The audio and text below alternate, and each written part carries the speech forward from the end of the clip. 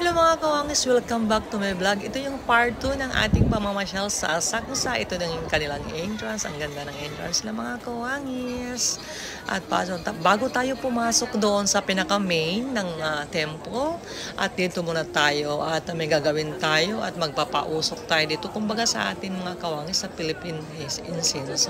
Magpapausok muna tayo dyan, pampaalis ng bad luck at mag-welcome ng good luck.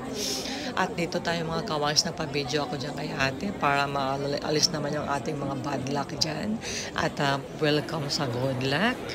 At dito tayo sa taas mga kawangis, dito tayo mag-wish. Depende sa'yo kung magkano ang ihulog mo dyan na coins para ikaw ay mag-wish.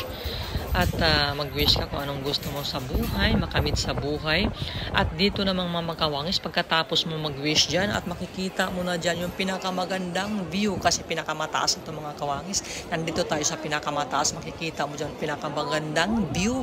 Sayang nga lang mga kawangis, nung nagpunta kami is cloudy talaga mga kawangis, hindi masyadong kita yung pinakamagandang view. Pero ganun pa man, marami pa rin, nakakuha pa rin tayo ng magandang view at makikita nyo naman dyan mga kawangis, grabing dami ng tao mga kawangis dito.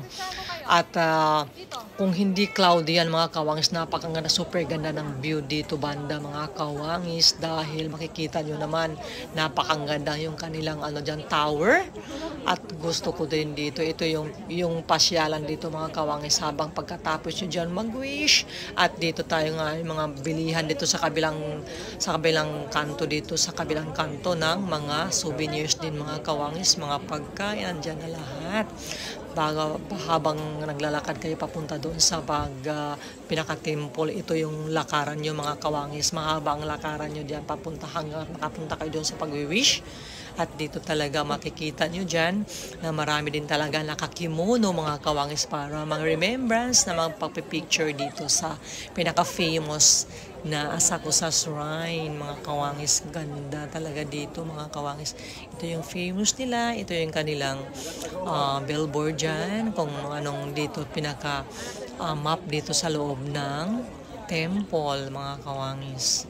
Ang dami talagang tao ang namamasyal talaga dito for family, couples. Makikita nyo dyan mga kawangis, iba't ibang dami na talaga mga kawangis, mga foreigners na namamasyal kasi ito nga is pinaka-famous na lugar at talagang dinadayo talaga ito ng mga turista mga kawangis. Makikita mo dyan, walang tao na hindi nag-ano ng camera. Sa lahat po ng nanonood ng part 1, marami pong salamat sa pagsusubaybay nyo sa aking vlog. Thanks for watching everyone. See you on my next vlog. Bye everybody!